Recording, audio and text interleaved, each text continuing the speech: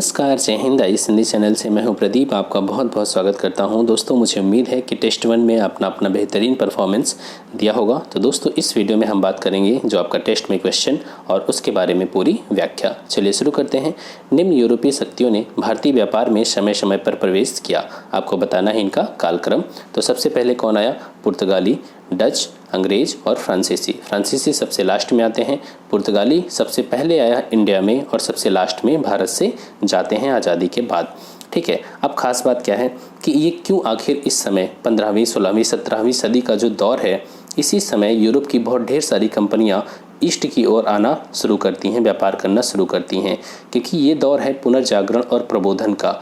जब आप पढ़ेंगे वर्ल्ड हिस्ट्री में पुनर्जागरण और प्रबोधन काल, तो इस समय विभिन्न भौगोलिक खोजों को बढ़ावा दिया जाने लगा था, क्योंकि इस समय तक बहुत तेज़ी से लोगों के मानसिक स्तर में और वैज्ञानिक स्तर पर भी तरक्की होने लगी थी। पुर्तगाल का जो राजकुमार था उसे हेनरी द नेविगेटर ही कहा जाने लगा था। ठीक है, चलिए आगे देखते हैं इसमें कुछ मुख्य बातें। 1498 को कालीकट के प्रसिद्ध बंदरगाह पर वास्को डी गामा आता है, जो कि एक पुर्तगाली व्यापारी था। अरबों ने इसका विरोध किया। क्यों? क्योंकि अभी तक जो हिंद महासागर का व्यापार है उस पर अरबों का एक अधिकार था। तो अरबों को लगा, जो अरबवासी थे, यहाँ पर अगर आप मैप देखें तो इंडियन ओशन हो गया पूरा और यहाँ पर अरब राष्ट्र हैं। ठीक है, तो इनको लगा कि ये पुर्तगाली हमारे व्यापारिक एक अधिकार को चुनौती देते हैं। लेकिन उस समय इसके बावजूद भी, अरबों के विरोध के बावजूद भी, कालीकट के हिंदू राजा जमोरिन ने वास्को डी गामा का स्वागत किया। अब यहाँ पर देखें तो भारत में अंग्रेजों का जो आगमन हुआ वो डचों के बाद हुआ, लेकिन ईस्ट इंडिया कंपनी की जो स्थापना थी वो डच कंपनी से पहले ही हो गई थी। यहाँ पर देख सकते हैं। लेकिन जो पुर्तगाली थे वो पुर्तगालियों के बाद डच भारत में आते हैं। 1593-96 में कार्नेलियस हाउटमैन के नेतृत्व में पहला डच अभियान पूर्वी जगत में पहुंचता है। नाम याद रखना है, कार्नेलियस हाउटमैन। ठीक है, पहला डच अभियान इसी के नेतृत्व में आया था। 1608 में कप्तान या कैप्टन हॉकिंस नामक अंग्रेज हेक्टर नामक जहाज से जहांगीर के दरबार में पहुंचता है। ध्यान देना है यहाँ पर कि कैप्टन हॉकिंस जो था उसे आना था अकबर के दरबार में, लेकिन तब तक अकबर की मृत्यु हो चुकी थी।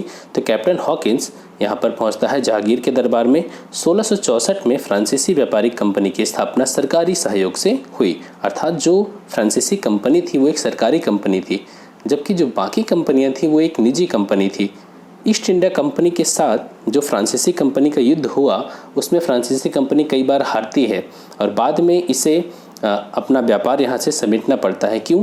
क्योंकि जब भी युद्ध होता था तो फ्रांसीसी कंपनी को अपनी सरकार से पूछना पड़ता था। उस समय वित्त मंत्री था कोलबर्ट, जब इस कंपनी की 1664 में स्थापना होती है। ठीक है, तो इस सरकारी कंपनी होने की वजह से फ्रांसीसी कंपनी को कई बार निर्णय लेने में बहुत देरी होती थी, जबकि ईस्ट इंडिया कंपनी एक निजी कंपनी थी, उसे निर्णय लेने में बहुत समस्या नहीं होती थी।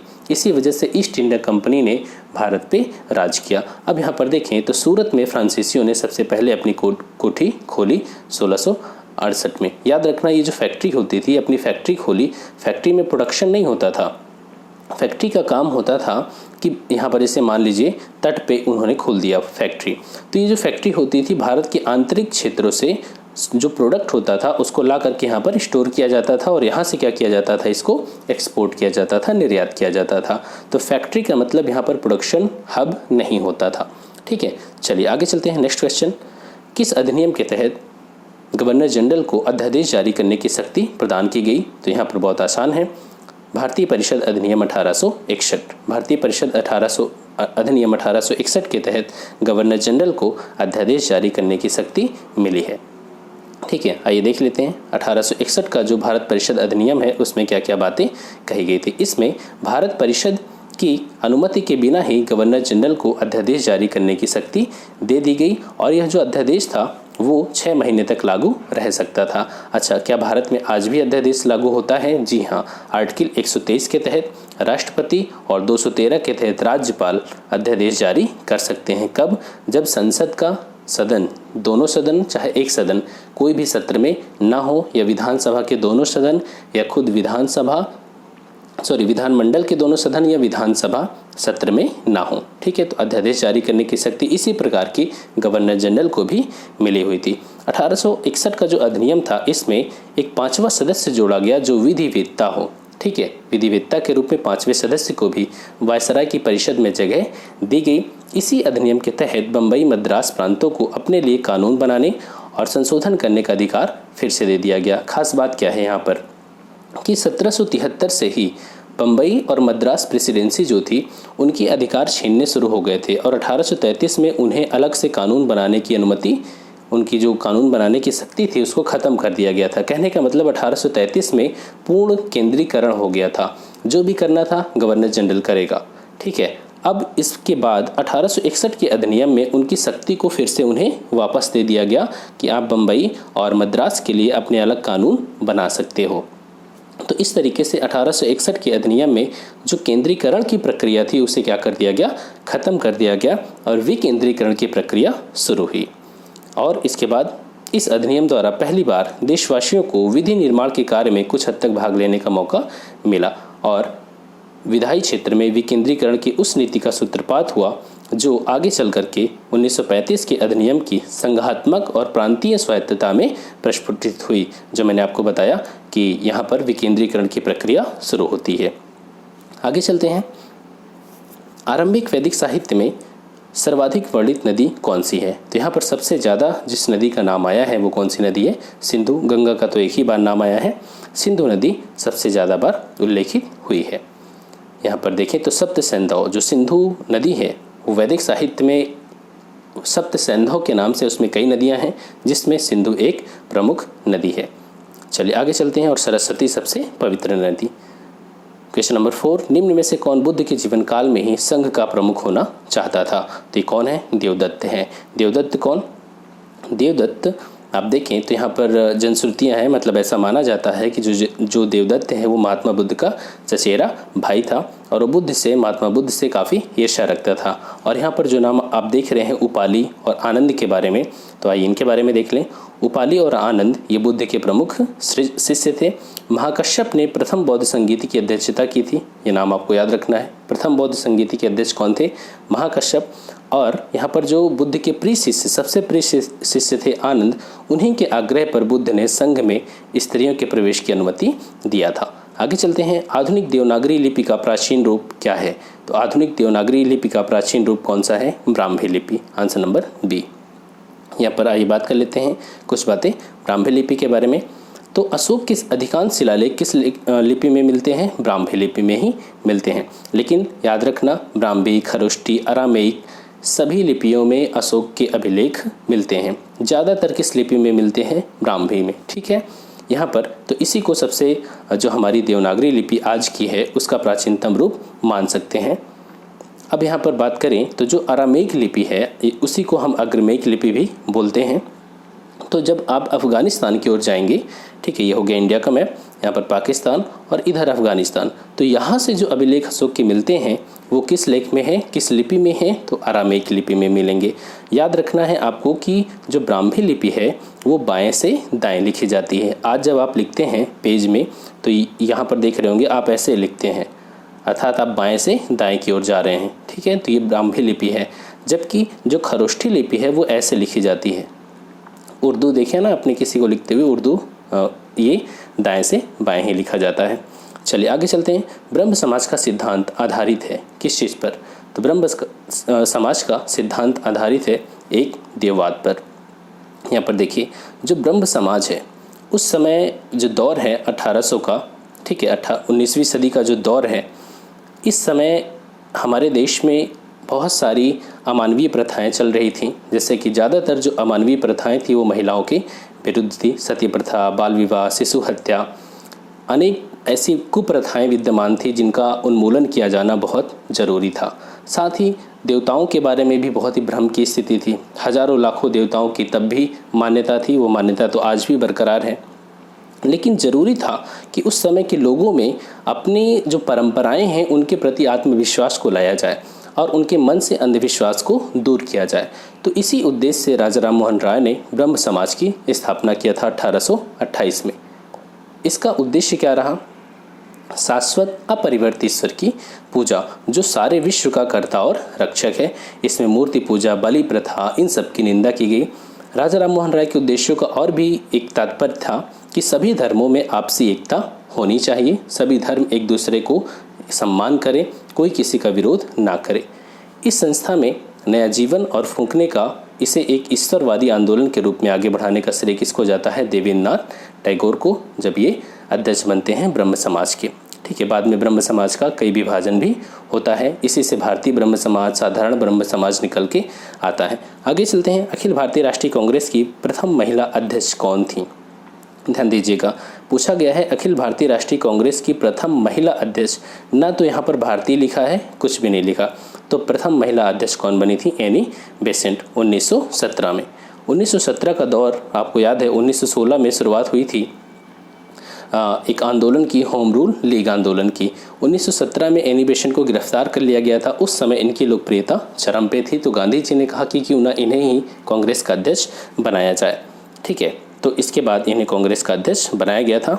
32वां अधिवेशन था और कलकत्ता में इसका आयोजन किया गया था। एनी बेसेंट एक आयरिश महिला थी, आयरिश मतलब आयरलैंड से थी, और यहाँ पर 1914 के मद्रास में जो अधिवेशन हुआ था उसमें इन्होंने भी पार्टिसिपेट किया था और कांग्रेस की अध्यक्षता करने वाली पहली महिला थी। अब यहाँ पर कुछ चीज़ें आपको ध्यान देना है कि ये जो इसके बाद अगर बात करें तो कौन, अगर आपसे ये क्वेश्चन पूछा जाता है कि कांग्रेस की पहली भारतीय महिला कौन थी, तो 1917 के बाद आप इसमें 8 जोड़िए, 8 जोड़ेंगे तो कितना हो जाएगा? 1925। 1925 में सरोजनी नायडू ने कांग्रेस की अध्यक्षता किया था, और उसके बाद फिर से 1925 में 8 जोड़िए, 1925 में जब 8 जोड़ेंगे तो 1933 में नलिनी सेनगुप्ता ने कांग्रेस की अध्यक्षता किया था। तो 1917, 1925, 1933, एनी बेसेंट, सरोजनी नायडू और नलिनी सेनगुप्ता। क्लियर हो गया? चलिए आगे चलते हैं।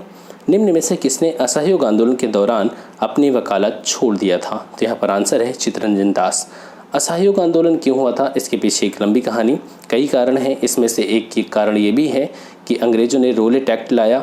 ठीक है, हमने ब्रिटिश ने फर्स्ट वर्ल्ड वार में भारतीयों का सहयोग लेने के लिए भारतीयों को लालच दिया, हम उस लालच में फंस गए, अंग्रेज़ों की मदद किया, लेकिन रिजल्ट क्या रहा? रोलेट एक्ट रहा, जलियांवाला बाग नरसंहार रहा, और तुर्की के खिलाफ जो भेदभाव की नीति रही, इससे भारतीय मुसलमान असंतुष्ट हो गए। फाइनली हमारे नेताओं के द्वारा ये डिसाइड किया गया कि हम असहयोग आंदोलन शुरू करेंगे। तो असहयोग आंदोलन, गांधी जी के जितने भी आंदोलन थे उसमें कुछ बातें कॉमन हैं, जैसे कि स्वदेशी अपनाना, अंग्रेज़ों की हर चीज़ का बहिष्कार करना, अपनी उपाधियां त्याग देना, नौकरी, सरकार की जो नौकरी है उससे त्यागपत्र दे देना। ठीक है, ये चीज़ें सब में कॉमन है। तो असहयोग आंदोलन के दौरान वकील जैसे CR दास, मोतीलाल नेहरू, MR जयकर, वल्लभ भाई पटेल, सी राजगोपालाचारी, T प्रकाशम, आसफ अली, इन सभी ने अपनी वकालत छोड़ दिया था। और बात करें तो सबसे ज़्यादा बंगाल में इन वकीलों ने अपना त्यागपत्र दिया था, और उसके बाद आंध्र प्रदेश। आगे चलते हैं। महात्मा गांधी के साथ चंपारण सत्याग्रह में भाग लेने वाले सम्मिलित थे। चंपारण सत्याग्रह 1917 आपको पता है, नील आंदोलन और 3 कटिया पद्धति, 3/20 हिस्से पर नील की खेती करना अनिवार्य बना दिया था।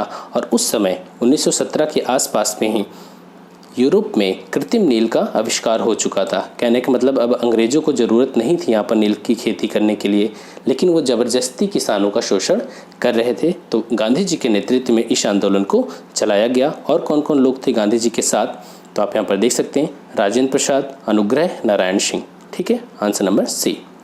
यहाँ पर आप देखें तो कुछ नाम और हैं, आप याद रखिए, ब्रज किशोर, राजेंद्र प्रसाद, महादेव देसाई, नरहरि पारिख, JB कृपलानी, ये सब बुद्धिजीवी थे जिन्होंने गांधी जी का सहयोग किया था। क्वेश्चन नंबर 10, सर्वप्रथम लोक निर्माण विभाग की स्थापना किसने किया था? तो फिरोज शाह तुगलक ने किया था। फिरोज शाह तुगलक ने लोक निर्माण विभाग के अलावा भी उसने बहुत सारे कार्य किए थे, जैसे कि कुतुब मीनार की 5वीं मंजिल किसने बनवाई थी? इसी ने बनवाई थी। उसने फ्री ट्रीटमेंट सबको दिया, उसका नाम रखा दारुल सफ़ा, फ्री हॉस्पिटल का निर्माण करवाया, और भी बहुत सारे कार्य किए। आगे चलते हैं। क्वेश्चन नंबर 11, किस बादशाह के अंतर्गत मुगल सेना ने सर्वाधिक हिंदू सेनापति थे? ठीक है, यहाँ पर आप देख सकते हैं फिरोज शाह तुगलक के बारे में, उसने बहुत ढेर सारे 300 लगभग नगरों का भी निर्माण करवाया था, जैसे फिरोज शाह कोटला, फिरोजाबाद, फतेहाबाद, हिसार, जौनपुर, फिरोजपुर, ये सभी प्रमुख नगर थे। क्वेश्चन नंबर 11, किस बादशाह के अंतर्गत मुगल सेना में सर्वाधिक हिंदू सेनापति थे? तो कौन था? औरंगजेब। औरंगजेब के टाइम में मुगल सेना में सबसे ज़्यादा हिंदू सेनापति विद्यमान थे। और अकबर के टाइम में मनसबदारी की व्यवस्था शुरू होती है। मनसब क्या था? इसमें दो चीज़ें हैं, जात और सवार। जात पद होता था और उस पद के हिसाब से उसे अपने पास घोड़े रखने पड़ते थे, इसी को मनसब कहा जाता है। ठीक है, औरंगजेब के टाइम में लगभग 33% जो मनसब थे उसमें कौन था? हिंदू थे। आगे चलते हैं। फारसी साप्ताहिक मिरातुल अखबार को प्रकाशित किया जाता था किसके द्वारा? तो मिरातुल अखबार प्रकाशित किया जाता था राजा राममोहन रॉय के द्वारा। और यहाँ पर ये किस भाषा में छपती थी? तो आप देख सकते हैं ये फारसी भाषा में छपा करती थी। तो यहाँ पर राजा राममोहन रॉय, जिन्हें नवजागरण का अग्रदूत, आधुनिक भारत के पिता, नवप्रभात का तारा, इन नामों से जाना जाता है, इन्होंने फारसी भाषा में इस अखबार का प्रकाशन शुरू किया था। अभिनव भारत नामक अंग्रेज विरोधी संगठन की स्थापना किया था किसने? क्वेश्चन नंबर 13 कि अभिनव भारत नामक संस्था की स्थापना किसने किया था? वी.डी. सावरकर ने। तो आप देखें ये जो दौर है 1901, 1902, 1903, 1904 का, इस समय जो उदारवादी आंदोलन है वो कमज़ोर पड़ चुका था। ठीक है, लोगों को समझ में नहीं आ रहा था, सब अपने अपने स्तर पे प्रयास कर रहे थे। तो कुछ क्रांतिकारी आंदोलन टाइप भी चल रहा था जिसमें शामिल है वी.डी. सावरकर। इन्होंने अभिनव भारत, आप जब इटली का एकीकरण पढ़ेंगे वर्ल्ड हिस्ट्री में, तो उस समय एक संस्था की स्थापना की गई थी, यंग इटली।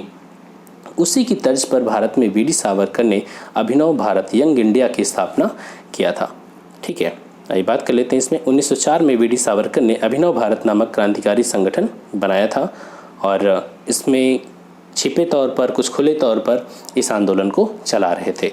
आगे चलते हैं। किसने मोहम्मद अली जिन्ना को हिंदू मुस्लिम एकता का दूत कहा था? तो सरोजनी नायडू ने कहा था कि ये हिंदू मुस्लिम एकता के दूत हैं, क्योंकि जो मोहम्मद अली जिन्ना है इनका जो व्यक्तित्व है वो बदलता रहा। एक दौर ऐसा था जब ये राष्ट्रवादी थे पूरा, और 1909 के बाद से, ठीक है 1909 क्या 1919 के बाद से जब ये थोड़ा संप्रदायवाद की ओर मुड़ने लगे, और 1930 के बाद से तो ये पूरी तरीके से पाकिस्तान के पक्ष में हो गए, एक नए देश पाकिस्तान की मांग करने लगे, पूरी तरीके से संप्रदायवादी हो गए और इन्होंने हिंसा को बढ़ावा देना शुरू कर दिया। तो हालांकि जब वो राष्ट्रवादी थे तब सरोजनी नायडू ने इन्हें क्या कहा था? हिंदू मुस्लिम एकता के दूत हैं। चलिए आगे चलते हैं। एक साप्ताहिक के रूप में यंग इंडिया का आरंभ किसने किया था? तो यंग इंडिया का आरंभ किया गया था होम रूल पार्टी के द्वारा, होम रूल पार्टी। ठीक है, चलिए इसमें कुछ चीज़ें देख लेते हैं। एनी बेसेंट के समर्थक जमुना दास, द्वारकादास, शंकर लाल बैंकर, इंदुलाल याग्निक, इन लोगों ने 1916 में एक अखबार निकाला जिसका नाम था यंग इंडिया। याद रखना, यंग इंडिया का प्रकाशन गांधी जी ने भी किया था, लेकिन गांधी जी ने इसका प्रकाशन 1919 में किया था। कहाँ से? अहमदाबाद से किया था। ठीक है, और ये एक साप्ताहिक पत्र था। जब गांधी जी दक्षिण अफ्रीका से वापस आए थे तो उसके बाद 3-4 सालों के बाद। आगे चलते हैं। वर्ष 1940 में मुस्लिम लीग के अधिवेशन में पाकिस्तान के सृजन का प्रस्ताव किसने रखा था? 1940 में जब लीग का अधिवेशन होता है तो पाकिस्तान के सृजन का प्रस्ताव किसने रखा था? खाली कुज्जमा ने। अब जो पाकिस्तान के सृजन का प्रस्ताव है उसके बारे में देख लेते हैं। लाहौर में अधिवेशन हुआ लीग का 1940 में। इसमें अलग एक देश पाकिस्तान की मांग किया गया। जो पाकिस्तान वर्ड है, इस वर्ड की खोज किसने किया था? तो ऑक्सफोर्ड यूनिवर्सिटी का एक स्टूडेंट था, उसका नाम था चौधरी रहमत अली। और जब इस प्रस्ताव को रखने की बात आई तो इस प्रस्ताव को किसने रखा था? खली कुज्जमा ने। आगे चलते हैं। कांग्रेस अपने पतन की ओर लड़खड़ा रही है और भारत में रहते हुए मेरी बड़ी महत्वाकांक्षाओं में एक यह है कि मैं उसकी शांतिपूर्ण मृत्यु में मदद करूं। यह कथन किसका है? तो यह कथन है करजन का। करजन का टाइम कब है? आपको पता है कि इस समय 1905 तक करजन रहता है और इसमें उसने बंगाल का विभाजन, हालांकि इसके टाइम में कई अच्छे कार्य भी हुए हैं। ठीक, 1899 से 1905 तक, जैसे CID की स्थापना इसी ने किया था, बंगाल विभाजन इसी के दौर में लागू होता है। यहाँ पर देखें तो उसने मद्रास के गवर्नर को ये बात लिखा था कि जब से मैं भारत में हूँ मेरी नीति यही रही है कि किसी भी तरह कांग्रेस को मैं नपुंसक बना दूँ। आगे चलते हैं। राष्ट्रपति रामनाथ कोविंद ने कब नागरिकता संशोधन विधेयक को मंजूरी दिया? तो मंजूरी उन्होंने दिया था 19 दिसंबर 2019 को। इसमें क्या खास बात है? नागरिकता संशोधन विधेयक को जब ये राष्ट्रपति की मंजूरी मिल जाती है तो ये क्या बन जाता है, अधिनियम बन जाता है। पहले इसका नाम हुआ करता था कैब, सिटीजनशिप अमेंडमेंट बिल। जब ये राष्ट्रपति ने इसको सिग्नेचर कर दिया तो ये बन गया CAA, सिटीजनशिप अमेंडमेंट एक्ट बन गया। ठीक है, अब यहाँ पर इसके बारे में देख लेते हैं। इस विधेयक में प्रावधान है कि बांग्लादेश, पाकिस्तान, अफगानिस्तान से आए हुए धार्मिक अल्पसंख्यक, इसमें मुस्लिम को शामिल नहीं किया गया। इसमें हिंदू, बौद्ध, जैन, सिख और ईसाई और पारसी 6 धर्म के लोग 3 देशों के नागरिक हैं, 6 धर्म के लोग हैं। अगर ये भारत में आते हैं तो आप पढ़ते हैं नागरिकता प्राप्त करने के तरीके में एक तरीका है देशीकरण, नेशनलाइजेशन। देशीकरण में कहा गया कि पिछले 14 सालों में कम से कम 11 साल आपको भारत में रहना है, तो इस कानून के तहत इस 11 साल को घटा के 5 साल कर दिया गया। ठीक है, तो जो व्यक्ति 2014 से पहले आया है उसे भारत में नागरिकता देने का प्रावधान किया गया। ठीक, तो यहाँ पर क्योंकि 2019 में ये कानून लागू हो गया, तो जो 2014 से पहले आए तभी तो उनको 5 साल पूरा हो जाएगा ना, 2014, 5, 19, तो जो 2014 से पहले आए उनको नागरिकता देने का प्रावधान किया गया। बांग्लादेश, पाकिस्तान और अफगानिस्तान के नागरिक होने चाहिए। आगे चलते हैं। यहाँ पर खास बात कि संविधान की 6ठी अनुसूची में असम, मेघालय, त्रिपुरा, मिजोरम, यहाँ पर ये कानून लागू नहीं होता, जो आदिवासी क्षेत्र हैं, क्योंकि यहाँ पर जनजाति इलाका बहुत ज़्यादा है। आगे चलते हैं। हाल ही में जारी सुशासन सूचकांक में बिहार नीचे से किस स्थान पर रहा? तो बिहार का स्थान रहा चौथा। सुशासन सूचकांक में बिहार का स्थान कहाँ रहा? लास्ट से चौथा स्थान रहा। आइए बात कर लेते हैं इसके बारे में। तो 25 दिसंबर 2019 को यहाँ पर 25 दिसंबर का जो दिन है वो अटल बिहारी वाजपेयी जी का जन्म दिवस के रूप में मनाया जाता है, सुशासन दिवस के रूप में भी मनाया जाता है। इस सूचकांक को कार्मिक लोक शिकायत पेंशन मंत्रालय के द्वारा जारी किया गया। ठीक है, यहाँ पर जो राज्य और केंद्र शासित प्रदेश हैं उनको 3 समूहों में बांटा गया। जो बड़े राज्य हैं उनमें तमिलनाडु शीर्ष पर है और अंतिम स्थान झारखंड का है, और इसी बड़े राज्यों में जो अंतिम 18वां झारखंड का है उसी से चौथा स्थान किसका है? बिहार का है। ठीक है, और यहाँ पर पूर्वोत्तर राज्यों की बात करें तो इसमें हिमाचल प्रदेश टॉप पर है। आगे चलते हैं। हाल ही में केंद्र सरकार के द्वारा किस राज्य के लिए सेमी हाई स्पीड रेलवे परियोजना सिल्वर लाइन को सैद्धांतिक मंजूरी दी गई? तो कौन सा राज्य है? कहाँ पर है? केरला में। ठीक है, यहाँ पर आप देख सकते हैं 17 दिसंबर 2019 को रेल मंत्रालय से स्वीकृति मिली। कहाँ से कहाँ तक चलेगी? तिरुवनंतपुरम से कासरगोड, अर्थात केरल में जो कासरगोड है तिरुवनंतपुरम से यहाँ तक ये ट्रेन चलेगी। कुल इस लंबाई है इसकी 532 किलोमीटर और 200 किलोमीटर पर आवर की स्पीड से ट्रेन चलेगी, और इसका विकास किया जा रहा है केरल रेल विकास निगम लिमिटेड के द्वारा। आगे चलते हैं। नीति आयोग द्वारा जारी सतत विकास लक्ष्य भारत सूचकांक SDG इंडिया इंडेक्स 2019 में सर्वश्रेष्ठ राज्य कौन सा रहा है? तो केरला, अर्थात जो SDG के लक्ष्य हैं जो 2030 तक पूरा किए जाने हैं उसमें से कौन सा राज्य है जो बेहतरीन प्रदर्शन कर रहा है? तो वो है केरला। ये देखिए, इसमें सर्वश्रेष्ठ 3 राज्य केरला, हिमाचल और आंध्र प्रदेश। केरला, हिमाचल और आंध्र प्रदेश। सबसे निचले स्थान पर 3 राज्य बिहार, झारखंड और अरुणाचल प्रदेश। चलिए आगे चलते हैं। ट्रांसजेंडर समुदाय के लिए भारत का प्रथम विद्यालय कहाँ स्थापित होगा? तो ये होगा उत्तर प्रदेश में। उत्तर प्रदेश में भी कहाँ? यहाँ देख सकते हैं आप, कुशीनगर में। कुशीनगर में एक शहर है फाजिल नगर। ठीक है, फाजिल नगर में स्थापित होगा, और इसकी स्थापना की जाएगी अखिल भारतीय ट्रांसजेंडर शिक्षा सेवा ट्रस्ट के द्वारा। राष्ट्रपति रामनाथ कोविंद ने उड़ीसा में पाइका विद्रोह की स्मृति में पाइका विद्रोह स्मारक की आधारशिला रखी। पाइका विद्रोह किस वर्ष हुआ था? पाइका विद्रोह हुआ था 1817 में। ठीक है, तो 2019 में या 2017 में इसके 200 सालवी गिरह मनाई गई थी, और याद रखना कि इसे भारत का पहला स्वतंत्रता संघर्ष भी कहा जाता है। उड़ीसा के बरुनेई पहाड़ी खुर्दा जिले में ये आंदोलन हुआ था 1817 में। ठीक है, चलिए आगे चलते हैं। और इसका नेतृत्वकर्ता कौन थे? बक्सी जगबंधु। हाल ही में शून्यकाल के दौरान कौन सी भाषा राज्यसभा में पहली बार बोली गई? तो इसमें राज्यसभा में पहली बार बोली जाने वाली भाषा है संथाली। आपको याद रखना है कि हमारे 8वीं अनुसूची में 22 भाषाओं का उल्लेख किया गया है, जिसमें से एक भाषा है संथाली। और देखिए, जो 92वां संविधान संशोधन था उसके द्वारा बोडो, डोगरी, मैथिली, संथाली को 8वीं अनुसूची में शामिल किया गया। इसके अलावा 21वां संशोधन था, 71वां संशोधन था, जिसके तहत और भी भाषाओं को शामिल किया गया था। पहले 14 भाषाएं थी, अब कितनी हैं? 22 भाषाएं हैं। हाल ही में यहाँ पर देख लें तो बीजू जनता दल के सदस्य हैं सरोजनी हेम्ब्रम, इन्होंने संथाली भाषा में अपना भाषण दिया था। हाल ही में किस राज्य के जागा मिशन को वर्ल्ड हैबिटेट अवार्ड 2019 का ब्रांज अवार्ड प्रदान किया गया? तो ये जो जागा मिशन है उड़ीसा राज्य के द्वारा चलाया गया था। इसको और एक नाम से जानते हैं उड़ीसा लिवेबल हैबिटेट मिशन। 2018 से इसकी शुरुआत की गई थी। जो गंदी बस्तियां हैं वहाँ पर ऐसी स्थितियां पैदा करना जो रहने की अनुकूल हो, इसी को कहा जाता है जागा मिशन। तो उड़ीसा को वर्ल्ड हैबिटेट अवार्ड से सम्मानित किया गया। देख लीजिए, जो मलिन बस्तियां हैं वहाँ पर सुविधाएं प्रदान करना ताकि वहाँ पर रहने से संबंधित जो व्यवस्थाएं हैं वो उत्पन्न हो सके।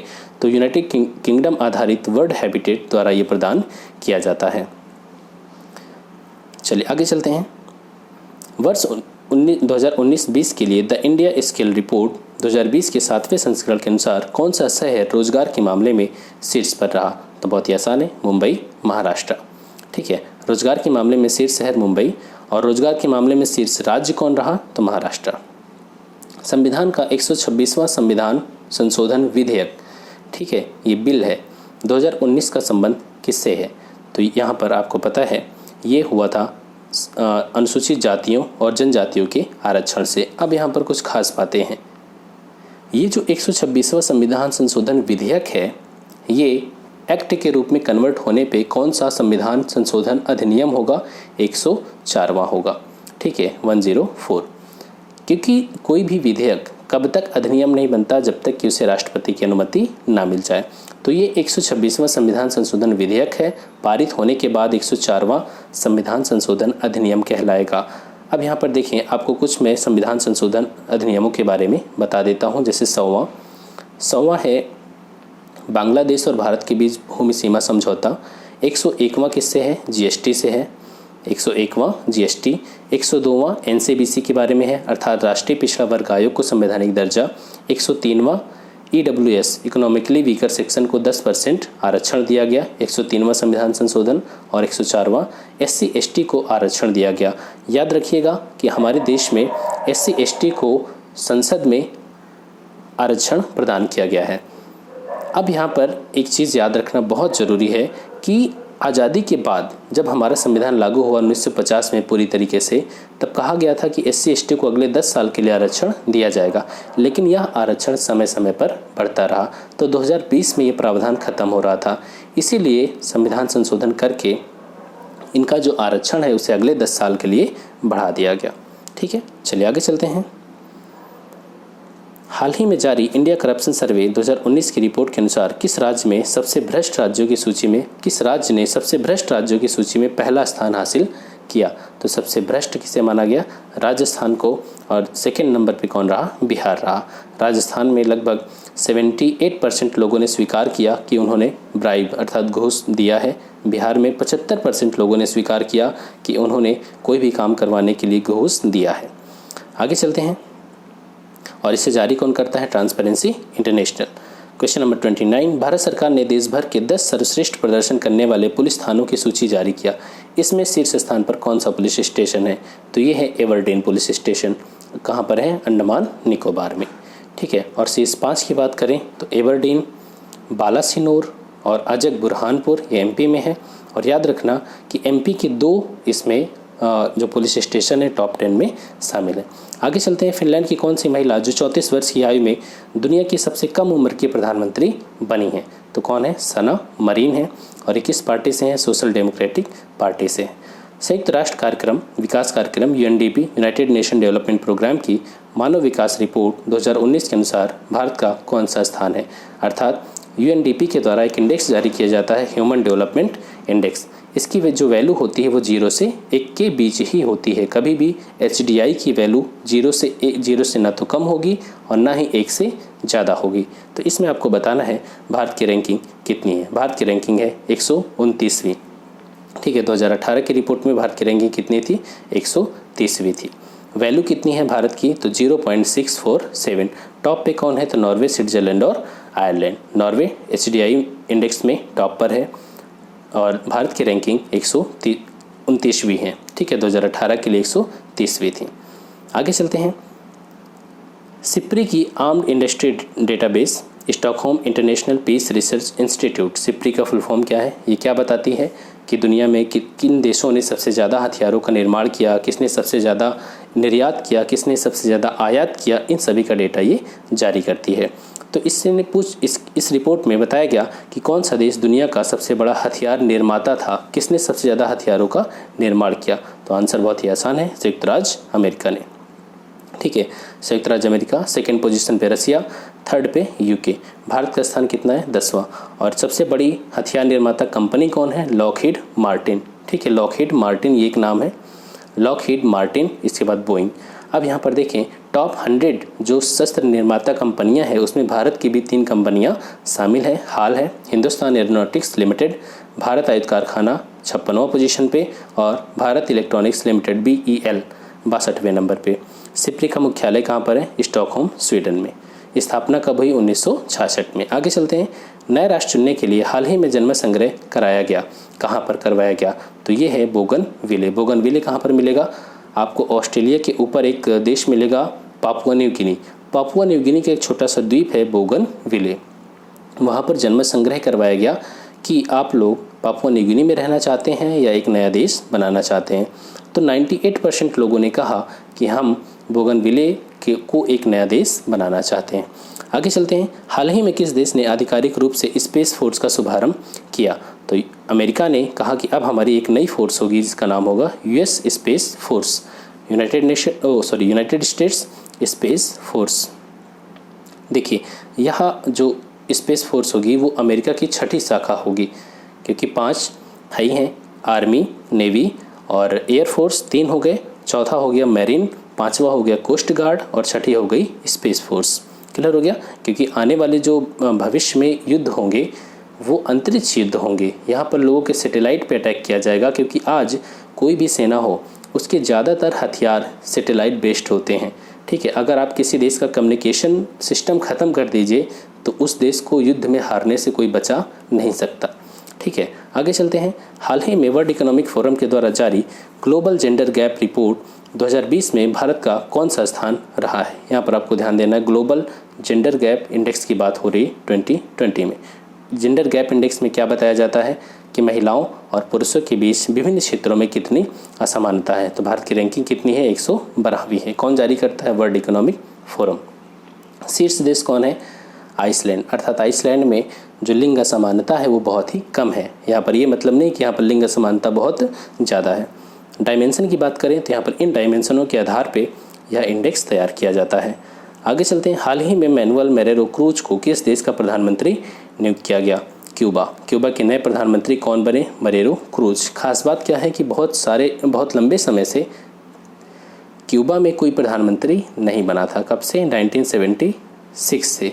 जब फिडेल कास्ट्रो राष्ट्रपति बने थे तो उन्होंने प्रधानमंत्री पद खत्म कर दिया था, इसलिए काफ़ी चर्चा में है। आगे चलते हैं। हाल ही में अंतर्राष्ट्रीय पत्रिका टाइम मैगजीन ने किसे time person of the year चुना? तो ग्रेटा थुनबर्ग को। ये कौन है? ग्रेटा थुनबर्ग बहुत जाना पहचाना नाम है। ये जलवायु परिवर्तन कार्यकर्ता हैं, अर्थात इन्होंने दुनिया में एक आंदोलन छेड़ रखा है कि दुनिया को जलवायु परिवर्तन से निपटने के लिए ठोस प्रयास करना चाहिए, अन्यथा इसका परिणाम बहुत ही बुरा होगा। तो ये एक जलवायु परिवर्तन कार्यकर्ती हैं, इन्हें time person of the year 2019 के रूप में चुना गया था। और एकमात्र भारतीय जिन्हें time person of the year चुना गया महात्मा गांधी 1930 में।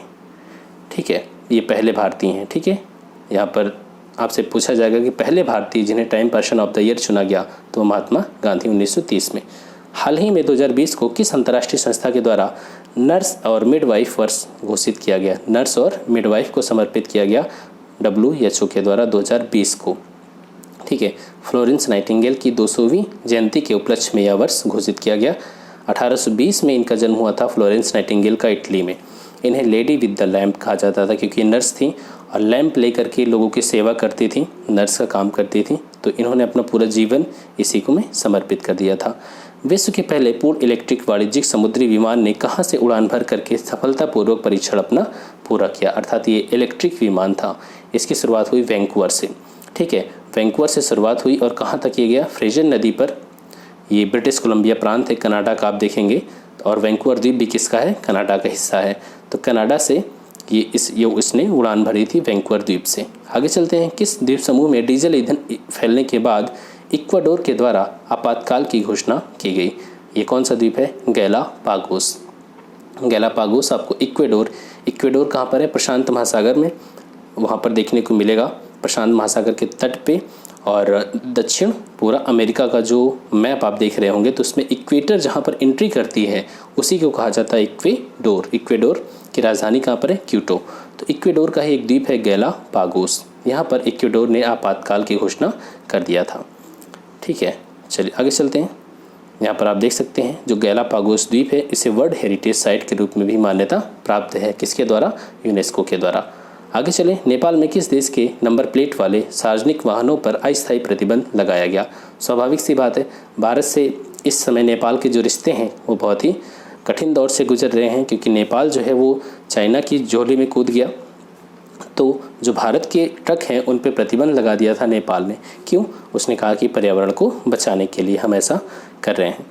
ठीक है, और साथ में भीड़ भाड़ की स्थिति ना हो पाए। जो नव वर्ष की पूर्व संध्या है उस पर भीड़ भाड़ को रोकने के लिए भारतीय ट्रकों को आने से मना कर दिया गया था।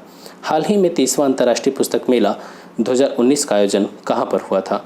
तो अंतर्राष्ट्रीय पुस्तक मेला का आयोजन किया गया था मेक्सिको में। ठीक है, यहाँ पर आप देख सकते हैं। और इसमें भारत को गेस्ट ऑफ ऑनर चुना गया था। यह सम्मान पाने वाला भारत एशिया का पहला देश है। आगे चलते हैं, जनवरी में संसद में प्रस्तुत आर्थिक समीक्षा 2019-20 के अंतर्गत भारत के शीर्ष 5 व्यापारिक साझेदारों में कौन शामिल नहीं है? यहाँ पूछा गया कौन शामिल नहीं है, तो ये देख लेते हैं कौन शामिल नहीं है। अमेरिका, जी हाँ बिल्कुल शामिल है। चीन बिल्कुल शामिल है। जापान से सोचना है। संयुक्त अरब अमीरात देख लेते हैं। देखिए यहाँ पर आप देखिए तो शीर्ष 5 व्यापारिक साझेदार अमेरिका, चीन, यूएई, सऊदी अरब, हांगकांग। यहाँ पर जापान नहीं है। ठीक है, आगे चलते हैं। आर्थिक समीक्षा 2019-20 के अनुसार शीर्ष निर्यात के मध्य कौन कौन से हैं, अर्थात हम जिन चीज़ों का एक्सपोर्ट करते हैं उनमें टॉप पर कौन है? तो सबसे टॉप पर कौन है? पेट्रोलियम उत्पाद है। ठीक है, पेट्रोलियम प्रोडक्ट, हम कच्चा तेल मंगाते हैं और उसको रिफाइन करके फिर उसे बेच देते हैं। तो आप यहाँ देख सकते हैं सबसे ज़्यादा एक्सपोर्ट किन चीज़ों का हम करते हैं? पेट्रोलियम उत्पादों का। उसके बाद बहुमूल्य पत्थर, औषधियों के नुस्खे, स्वर्ण और अन्य बहुमूल्य धातुएं, ये क्रम से। और सबसे ज़्यादा मंगाते क्या चीज़ हैं? तो कच्चा पेट्रोलियम हम सबसे ज़्यादा मंगाते भी हैं, सोना, फिर इसके बाद पेट्रोलियम उत्पाद, फिर कोयला, फिर कोक एवं ब्रिकेट्स। आगे चलें, और सबसे बड़े आयात स्थल सबसे ज़्यादा हम कहाँ से चीज़ों को मंगवाते हैं? तो चाइना, यूएसए, यूएई और सऊदी अरब। सबसे यहाँ पर शीर्ष व्यापारिक साझेदारों के नाम हैं जो हम देख चुके हैं। आगे चलें, 2020 में पेश बजट अनुमान 2020-21 में निम्न में से किस मद पर सर्वाधिक व्यय किया गया है? बजट क्या होता है? आय और व्यय का लेखा जोखा होता है। उसमें सबसे ज़्यादा जो व्यय है वो किस पर किया गया? लेकिन आपको ध्यान देना है, यहाँ पर जो ऑप्शन दिए गए हैं उसके हिसाब से आपको देखना है। ठीक है, जो सबसे ज़्यादा यहाँ पर ऑप्शन दिया है उसके हिसाब से देखना है। रक्षा, व्यय भुगतान, पेंशन और परिवहन। देखिए मैं कहूँगा कि आप इस डेटा को चाहे याद रखें या ना याद रखें, लेकिन जब आप ओवरऑल की बात करेंगे कि बजट अनुमान में सबसे ज़्यादा व्यय किस पर किया गया है वो डेटा हम देख लेते हैं। देखिए अभी आगे क्वेश्चन आएगा उस पर हम उसको बात कर लेंगे। ठीक है, अभी इस क्वेश्चन को आप रहने दीजिए। 45 क्वेश्चन नंबर 46, किस योजना के लिए बजट 2020-21 में सर्वाधिक व्यय प्रस्तावित है? यहाँ पर योजनाएं दे दी गई, पीएम किसान योजना, मनरेगा, राष्ट्रीय शिक्षा मिशन, राष्ट्रीय स्वास्थ्य मिशन। तो इसमें से सर्वाधिक व्यय प्रस्तावित है, यहाँ पर देखें तो पीएम किसान के बारे में। ठीक है, यहाँ देख सकते हैं, यहाँ पर करोड़ दिया गया पूरा, ये डेटा याद रखने की कोई ज़रूरत नहीं है। 2020-21 में अनुमानित राजकोषीय घाटा कितना है? तो राजकोषीय घाटा लगभग होगा 3.5%। राजकोषीय घाटा क्या होता है? तो सरकार की कुल कमाई और खर्च के अंतर को क्या कहा जाता है? राजकोषीय घाटा कहा जाता है। 3.5% होगा। और राजस्व घाटा कितना होगा? 2.7%। प्राथमिक घाटा 0.4%। प्रभावी राजस्व घाटा 1.8%। अब अगर आपसे पूछ लिया जाए कि सबसे बड़ा घाटा कौन सा होता है, तो सबसे बड़ा घाटा राजकोषीय घाटा। सबसे छोटा घाटा कौन सा होता है? तो वो प्राथमिक घाटा होता है। ठीक है, डेटा भी देख करके आप समझ सकते हैं। बजट 2020-21 के अनुसार केंद्र सरकार को निम्न में से सर्वाधिक आय की प्राप्ति कहाँ से होती है? तो सर्वाधिक आय की प्राप्ति कहाँ से होती है? कारपोरेट टैक्स, निगम कर से होती है। ठीक है, निगम कर क्या होता है? कंपनियों का जो लाभ होता है, प्रॉफिट होता है, वहाँ से प्राप्त होने वाला कर है। देखिए अब यहाँ पर इसलिए मैंने आपको 45 कहा था कि अभी आप रुक के देखिएगा। अब यहाँ पर पूरा डेटा दिया गया है। सबसे ज़्यादा सरकार को कहाँ से प्राप्ति होती है, इसके स्रोत क्या क्या हैं, तो उधार एवं अन्य देयताएँ 20%। अगर सरकार को 100 रुपये मिलते हैं तो 100 रुपये में 20% कहाँ से आता है, उधार आता है। इसके बाद 18 रुपये निगम कर से, जीएसटी से 18 रुपये और इनकम टैक्स से 17 रुपये। इसको मैंने परसेंटेज की बजाय 100 रुपये में कन्वर्ट कर दिया। अब अगर व्यय की बात करें, सरकार को जो 100 रुपये मिला उसको खर्च कहाँ करती है, तो करों एवं शुल्कों में राज्यों का हिस्सा सबसे ज़्यादा है, 20% राज्यों को मिल जाता है। ब्याज अदायगी में चला जाता है। हमने जो विदेशों से लोन लिया है, संस्थाओं से, इकोनॉमिक वर्ल्ड बैंक है, IMF है, यहाँ से लोन लिया, उनको 18% हम ब्याज के रूप में दे देते हैं। केंद्रीय क्षेत्र की योजनाएं 13%, हम डिफेंस पे 8% खर्च करते हैं और पेंशन पे 6% खर्च करते हैं। तो इस डेटा को आपको याद रखना बहुत ज़रूरी है। यहाँ पर आय प्राप्ति के स्रोत और व्यय के संघटक। वैसे किस देश को पीछे छोड़ते हुए भारत को छठा सबसे बड़ा कच्चा तेल आपूर्तिकर्ता देश बन गया। अर्थात हम अब यहाँ पर जो छठा तेल आपूर्तिकर्ता देश है वो USA बन गया। किस देश को अमेरिका ने पीछे छोड़ दिया, तो बहुत ही आसान है, यहाँ पर कुवैत। ठीक है, छठे नंबर पे कौन था, कुवैत। अच्छा, अब यहाँ पर 2017 से देखें तो अमेरिका, जो भारत और अमेरिका के बीच संबंध है वो तेल के क्षेत्र में भी आगे बढ़ने लगे। अमेरिका कच्चे तेल का भी निर्यात करने लगा भारत को। ठीक है, यहाँ पर देखें तो शीर्ष कच्चा तेल आपूर्तिकर्ता देश कौन है, सबसे ज़्यादा इराक भारत को तेल का निर्यात करता है। नेक्स्ट क्वेश्चन है, RBI के द्वारा एक ऐप जारी किया गया जिससे दृष्टिबाधित व्यक्ति नोट को पहचान सकते हैं। उस ऐप का क्या नाम है, मणि ऐप है। क्या नाम है, मणि। ठीक है, आगे चलते हैं। शक्तिकांत दास इस समय RBI के गवर्नर हैं, इन्होंने इस ऐप को लॉन्च किया। आगे चले, नीति आयोग के द्वारा PDS में निम्न में से कौन सी खाद्य सामग्री शामिल किए जाने के प्रस्ताव पर कार्य किया जा रहा है। PDS का मतलब पब्लिक डिस्ट्रीब्यूशन सिस्टम, जो कोटा की दुकान होती है उसे क्या कहा जाता है, PDS। तो इसमें अंडा, चिकन, मछली, उपयुक्त सभी, इसमें क्या है, सभी को शामिल करने की बात हो रही है। ठीक है, आगे चलते हैं। किस देश में पिछले 27 सालों में पहली बार पोलियो का मामला दर्ज किया गया। कहाँ पर किया गया, मलेशिया में। पोलियो क्या है, पोलियो एक वायरस से होने वाला रोग है जिसका नाम है पोलियो वायरस। पोलियो वायरस की वजह से ही पोलियो होता है। इसमें लकवा पड़ जाता है। ठीक है, जो हमारी सेंसरी न्यूरॉन्स हैं वो काम करना बंद कर देती हैं। तो मलेशिया में 3 महीने का एक शिशु है जो पोलियो पीड़ित पाया गया। और याद रखना है 2014 में ही भारत को पोलियो मुक्त देश घोषित कर दिया गया। अफगानिस्तान, पाकिस्तान और नाइजीरिया 3 ही देश ऐसे हैं जहां पर अभी पोलियो एग्जिस्ट करता है, यहाँ से पोलियो ख़त्म नहीं हुआ। टाइफून फानफोन से प्रभावित देश कौन है, तो टाइफून फानफोन से प्रभावित देश है फिलीपींस। ठीक है, फिलीपींस में ये जो फानफोन नामक टाइफून आया है, एक चक्रवात है, उससे सबसे ज़्यादा प्रभावित रहा। और इसका स्थानीय नाम क्या है, उर्सुला। 200 किलोमीटर पर आवर की स्पीड से टकराया था। हाल ही में किस भारतीय महिला वैज्ञानिक के नाम पर एक तारे का नामकरण किया गया, उनका नाम क्या है, विभा चौधरी। ये विभा चौधरी TIFR में एक महिला वैज्ञानिक है, Tata institute of fundamental research में, और इन्होंने पाई मेशान की खोज में मदद किया था। आगे चलते हैं। 107वां भारतीय विज्ञान कांग्रेस का आयोजन कहाँ किया गया। 107वां भारतीय विज्ञान कांग्रेस का आयोजन कृषि विज्ञान विश्वविद्यालय बेंगलुरु में किया गया। अगर आपसे पूछा जाए 106वां भारतीय विज्ञान कांग्रेस का आयोजन कहाँ किया गया था, तो वो किया गया था लवली प्रोफेशनल यूनिवर्सिटी पंजाब में। तो जो 2020 में हुआ, 2019 में हुआ, दोनों को आपको याद रखना है। चलिए इसमें कुछ और बातें देख लेते हैं। इस बार की इसकी थीम क्या थी, इसकी अध्यक्षता किसने किया था, तो KS रंगप्पा ने, और जो थीम था ग्रामीण विकास। अब यहाँ पर जो 108वीं प्रस्तावित है उसकी थीम क्या होगी, science and technology for sustainable development with women empowerment. ठीक है, आगे चलते हैं। अमेरिका में आयोजित 68वें मिस यूनिवर्स 2019 का ताज किसने जीता। मिस यूनिवर्स 2019 का ताज किसने जीता, तो जोजीबिनी टूंजी। अगर आपके एग्ज़ाम के पहले तक जो मिस यूनिवर्स है, मिस वर्ल्ड है, इसका डेटा आ जाता है, मतलब ये अनाउंसमेंट हो जाता है, तो इसे आपको अपडेट कर दिया जाएगा। तो मिस यूनिवर्स 2019 का ताज किसने जीता, जोजीबिनी टूंजी। ये कहाँ से हैं, दक्षिण अफ्रीका से हैं। भारत की वर्तिका सिंह थी, इसमें टॉप 10 में जगह बनाने में भी ये असफल रहीं, अर्थात टॉप 10 में भी नहीं आ पाई। और आप देखें तो मिस वर्ल्ड के रूप में इससे पहले सुष्मिता सेन और लारा दत्ता को चुना गया था 1994 में, सुष्मिता सेन को, और लारा दत्ता 2000 में। लंदन में संपन्न मिस वर्ल्ड सौंदर्य प्रतियोगिता में मिस वर्ल्ड 2019 का खिताब किसने जीता?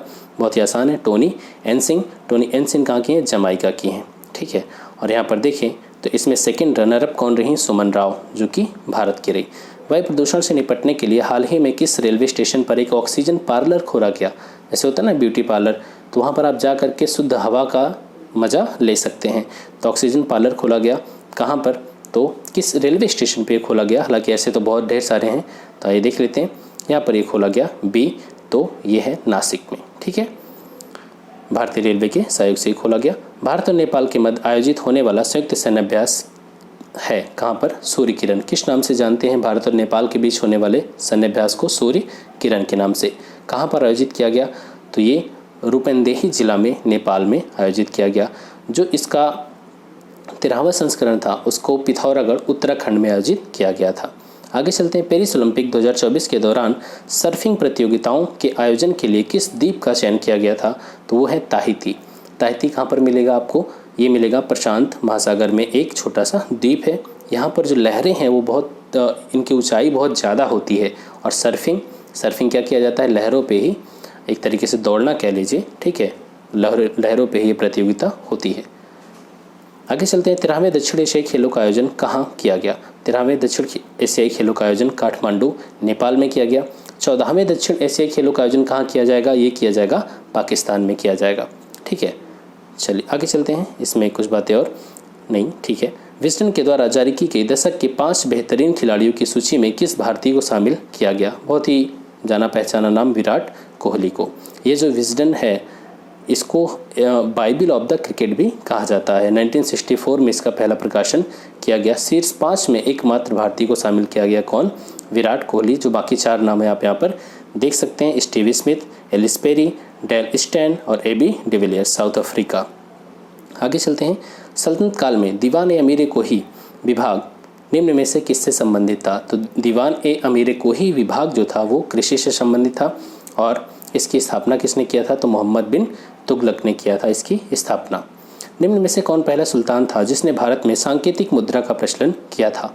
मोहम्मद बिन तुगलक ने ही सांकेतिक मुद्रा का प्रचलन किया था। उसने तांबे की सांकेतिक मुद्रा चलाई थी, लेकिन तांबा क्या हो गया कि लोग अपने घर में ही तांबे के सिक्के बनाने लगे। तो इसने कहा कि ठीक है, सब लोग तांबे के सिक्के हमें दे दो, हम सबको सोने के सिक्के दे देंगे। तो उसने एक तरीके से कितनी मूर्खतापूर्ण बात कह दी। तांबे के सिक्के उसने ले करके सारा सोना दे दिया लोगों को और उसका खजाना खाली हो गया। इसलिए मोहम्मद बिन तुगलक को बुद्धिमान मूर्ख शासक कहा जाता है, क्योंकि ये पढ़ा लिखा तो बहुत था, लेकिन इसके जो निर्णय थे वो कभी कभी इसके लिए बहुत ही खतरनाक साबित हो गए। आगे चलते हैं। किसके शासनकाल में मेगास्थनीज भारत आया था? तो बहुत ही आसान है, चंद्रगुप्त मौर्य के टाइम में। मेगास्थनीज कौन था? ये सेल्यूकस का राजदूत था। निम्न में से कौन सी घटना सबसे अंत में हुई? कौन सी घटना सबसे अंत में? तो चौरी चौरा की घटना कब होती है? 5 फरवरी 1922। दांडी मार्च कब शुरुआत होता है? 12 मार्च से 6 अप्रैल, 12 मार्च से शुरुआत होती है। गांधी जी 24 दिन की यात्रा करके अपने 78 अनुयायियों के साथ 240 किलोमीटर की पूरी यात्रा किया साबरमती से दांडी तक के लिए। और 1900 दांडी मार्च, इसके बाद गांधी इरविन समझौता 1931 में और सांप्रदायिक निर्णय 1932 में। तो क्रम आप देख सकते हैं, 1922 दांडी मार्च, 1930 गांधी इरविन समझौता 1932 और सांप्रदायिक निर्णय 1932। 1931 गांधी इरविन समझौता, कम्युनल अवार्ड 1932। सबसे लास्ट में कौन सा होता है? कम्युनल अवार्ड की घोषणा। अब आप देख लें इन चीज़ों को। चौरी चौरा की घटना असहयोग आंदोलन के दौरान घटित हो गई गोरखपुर में। दांडी मार्च, गांधी जी सविनय अवज्ञा आंदोलन की शुरुआत करते हैं दांडी मार्च के द्वारा। 12 मार्च से उसको शुरुआत करते हैं, 6 अप्रैल को पहुंचते हैं। गांधी इरविन समझौता हुआ था कि गांधी जी जो पहला गोलमेज सम्मेलन हुआ था उसमें कांग्रेस की ओर से किसी ने भी पार्टिसिपेट नहीं किया था। तो इरविन ने उस समय वायसराय कौन था? इरविन था। उसने गांधी जी को मनाया कि जो असहयोग सविनय अवज्ञा आंदोलन इस समय चल रहा है उसको बंद करके द्वितीय गोलमेज सम्मेलन में पार्टिसिपेट करिए। इस समझौते में यही बात की गई थी। जो कम्युनल अवार्ड की घोषणा है, अब यहाँ पर ध्यान से देखें। दूसरा राउंड टेबल कॉन्फ्रेंस अर्थात गोलमेज सम्मेलन इस मुद्दे पे असफल हो गया था कि अंबेडकर एक तरफ कह रहे थे कि हमें पृथक निर्वाचन मंडल चाहिए दलितों के लिए, तो गांधी जी ने कहा कि हम पृथक निर्वाचन मंडल पर सहमत नहीं हो सकते, क्योंकि अगर दलितों को पृथक निर्वाचन मंडल दिया गया तो इसका मतलब है कि वो हिंदू धर्म से अलग दलित एक अलग समुदाय बन जाएगा हमेशा के लिए। तो इस मुद्दे पर असफल हो गया था। तो अंग्रेज़ों ने 16 अगस्त 1932 को घोषणा कर दिया कम्युनल अवार्ड की। कम्युनल अवार्ड में कहा गया कि दलितों को भी पृथक निर्वाचन मंडल दिया जाएगा। ठीक है, आगे चलते हैं। निम्न में से कौन सा एक असहयोग आंदोलन को प्रारंभ करने का कारण नहीं था?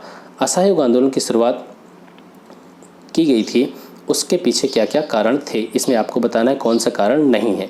खिलाफत का प्रश्न, जी हाँ बिल्कुल सही है, क्योंकि तुर्की के साथ अंग्रेज़ों ने भेदभाव किया था, तुर्की के खलीफा का पद खत्म कर दिया था, तुर्की को 2 भागों में बांट दिया गया था सेवर्स की संधि के साथ। नमक कानून गलत। नमक कानून का संबंध किससे है? सविनय अवज्ञा आंदोलन से। पंजाब में अत्याचार, जी हाँ बिल्कुल, जो पंजाब में अत्याचार हुआ था और उस समय सैफुद्दीन किचलू और डॉक्टर सत्यपाल, इनको गिरफ्तार कर लिया गया था। जलियांवाला बाग हत्याकांड, रोलेट एक्ट, बिल्कुल सही है। तो यहाँ पर कौन सा आंसर हो जाएगा आपका? नमक कानून।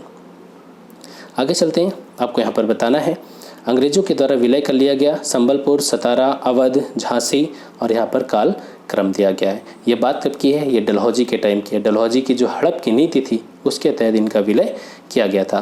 तो सतारा, सबसे पहले सतारा का किया जाता है 1848 में, फिर सतारा, संबलपुर 1849 में, झांसी, यहाँ पर 2 ऑप्शन ए और बी, इस आधार पे भी आप मिला सकते हैं। जैसे कि आपको मान लीजिए पूरा नहीं आता तो आप ए और बी के आधार पे भी मिला सकते हैं, लेकिन पूरा क्रम आप याद रखें। ठीक है, 2143 हो जाएगा। जैसे देखिए 2143। अवध 1856, अवध के विलय किस आधार पे किया गया था? कुशासन के आधार पे किया गया था। और झांसी 1854 में। चलिए आगे चलते हैं। नेक्स्ट क्वेश्चन, निम्न में से किसने अपने कृतियों के द्वारा सन्यासी विद्रोह को ख्याति प्रदान किया? किसने? बंकिम चंद्र चटर्जी। इन्होंने अपना उपन्यास लिखा था आनंद मठ, उसी में सन्यासी विद्रोह के बारे में उल्लेख किया था। सत्यार्थ प्रकाश किसके द्वारा लिखा गया? सत्यार्थ प्रकाश लिखा गया दयानंद सरस्वती के द्वारा। ठीक है, आर्य समाज की स्थापना किसने किया? दयानंद सरस्वती ने। निम्न में से किस समाचार पत्र में महात्मा गांधी संबंधित नहीं है? किस समाचार पत्र से महात्मा गांधी संबंधित नहीं है? तो देख सकते हैं आप यहाँ पर महात्मा गांधी का संबंध किससे नहीं? युगांतर से नहीं है। इंडियन ओपिनियन, यंग इंडिया, नवजीवन, ये तीनों का प्रकाशन किसके द्वारा किया गया? गांधी जी के द्वारा किया जाता था। जो यहाँ पर देखें इंडियन ओपिनियन है, ये 1903 में इसकी शुरुआत की गई थी दक्षिण अफ्रीका में। ठीक है, नवजीवन, इसकी शुरुआत 1919 में अहमदाबाद में शुरुआत की गई थी और ये गुजराती भाषा में छपता था। यंग इंडिया 1919 में अहमदाबाद में अंग्रेजी में छपता था। और यहाँ पर जो युगांतर है वो 1906 में भूपेंद्र दत्त और बारिंद्र घोष ने इसका प्रकाशन किया था। कलकत्ता से छपता था और बंगाली भाषा में। आगे चलते हैं, निम्न में से किसने अखिल भारतीय हरिजन सेवक संघ की स्थापना किया था? बहुत ही आसान है, महात्मा गांधी जी ने 1932 में अखिल भारतीय हरिजन संघ की स्थापना किया था। जब तीसरा गोलमेज सम्मेलन भी हो गया और सविनय अवज्ञा आंदोलन गांधी जी ने स्थगित कर दिया, तो उन्होंने कहा कि अब हम रचनात्मक कार्यों में लगते हैं। अखिल भारतीय हरिजन संघ की स्थापना किया और जुड़ गए यहाँ पर जो अस्पृश्यता है इसको ख़त्म करने में। आगे चलते हैं, 1885 में भारतीय कांग्रेस की स्थापना के समय गवर्नर जनरल कौन था? बहुत ही आसान है, डफरिन। तो और इसे कहा भी जाता है कि जो कांग्रेस है वो डफरिन के दिमाग की उपज है। तो डफरिन उस समय वायसराय था। किसे मुगल सेना में चिकित्सक नियुक्त किया गया था? मनुची। ये कौन था? मनुची था इटली का। ठीक है, और ये व्यापारी भी था, डॉक्टर भी था, कई चीज़ें, राइटर भी था। और इसने शाहजहां, औरंगजेब, इनके काल में डॉक्टर के पद पे रहा। और ये मरा कहाँ था? इसकी मृत्यु हुई थी चेन्नई में। ठीक है, 1717 ईस्वी में। आगे चलते हैं, निम्न में से कौन सही सुमेलित नहीं है? थोड़ा सा ये क्वेश्चन मिस्टेक है, मिसप्रिंट हो गया। मिसप्रिंट क्या? हेक्टर मुनरो, बक्सर का युद्ध, बिल्कुल सही है, 1764 में मुनरो ही था। लॉर्ड हेस्टिंग, यहाँ पर ये जो ऑप्शन है ये थोड़ा गलत हो गया, मिसप्रिंट हो गया। लॉर्ड वेलेजली, चौथा आंग्ल मैसूर युद्ध, 1799 में। इसी युद्ध में जो टीपू सुल्तान है उसकी मृत्यु होती है, सही है। हेक्टर मुनरो सही है। लॉर्ड कॉर्नवालिस, तीसरा आंग्ल मराठा युद्ध। तीसरा आंग्ल मराठा युद्ध कब होता है? 1818 में। इसी युद्ध में जो पेशवा का पद है उसे ख़त्म कर दिया गया। अब ध्यान से देखना है, यहाँ पर जो लॉर्ड हेस्टिंग्स नहीं बल्कि वॉरेन हेस्टिंग्स है। पहला आंग्ल मराठा युद्ध होता है 1775 से 1782। तो इस तरीके से अगर लॉर्ड हेस्टिंग्स यहाँ पर लिखा रहेगा तो ये गलत हो जाता है, ये था वॉरेन हेस्टिंग्स। तो इस आधार पे आपका आंसर क्या हो जाएगा? डी, या गलत है। लॉर्ड कॉर्नवालिस नहीं था उस समय था वेलेजली था। ठीक है, तीसरा आंग्ल मराठा युद्ध किसके टाइम में हुआ था? वेलेजली के टाइम में हुआ था। चलिए आगे चलते हैं। कौन भारत का एकमात्र यहूदी वायसराय था? तो कौन था? लॉर्ड रेडिंग था। आगे चलते हैं। बंगाल विभाजन के संदर्भ में निम्न कथन में कौन सही नहीं है? बंगाल विभाजन के बारे में आपको बताना है। 16 अक्टूबर 1905 को यह बंगाल का विभाजन लागू हुआ, बिल्कुल सही है। बंगाल विभाजन के समय बंगाल का लेफ्टिनेंट गवर्नर कौन था? सर एंड्रू फ्रेजर, ये भी सही है। बंगाल विभाजन के फलस्वरूप स्वदेशी आंदोलन प्रारंभ हुआ, बिल्कुल सही है। 1912 में बंगाल विभाजन को रद्द किया गया, गलत है। 1912 में बंगाल का विभाजन रद्द नहीं हुआ, बल्कि इसका जो रद्द हुआ वो 1911 में हुआ। कब?